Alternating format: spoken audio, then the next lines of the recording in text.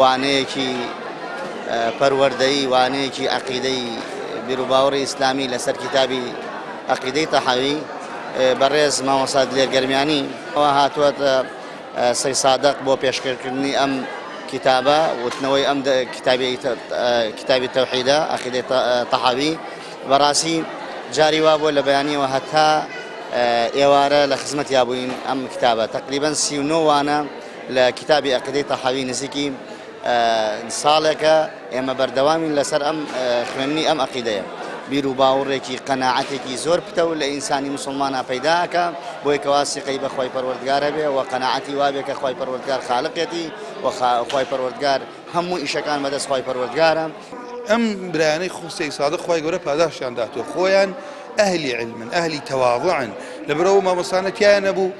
دوان لەو مامۆستانات پێشەوەی لای من بخوێنێ خۆی ئیجازەی هەر هەبوو ئیجازەی عەقیدە بەڵام تەواضعی خۆیان و سووربوونی خۆیان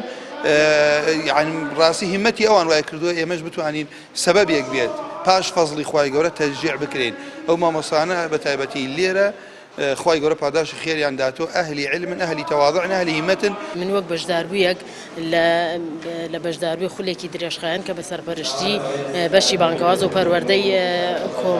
پەروەردەی مەڵبەندی شارە زۆری 12 کۆمەڵی ئیسلامی کرابووە لە مودەتی ساڵ و نیوێکە کە وەک بەشداربوویەک بەشدار بووم لەم خولا کە بەڕاستی سوودێکی زۆرمان بینیوە و لە وەک بە تێگەیشتن لە بابەتەکانی عەقیدە کە بابەتێکی زۆر ضرورە بەڕاستی بابەتی عەقیدە کە ئەمە زۆر بابەتێکی گرنگە کە هەموو تاکێکی مسلمان چۆن بە شوێن هەموو شتێک کە ڕۆژانە بەلایەوە گرنگە ئەگەڕێ زیاد لەوە بگەڕێ بۆ خۆی بۆ ماڵ و مناڵی.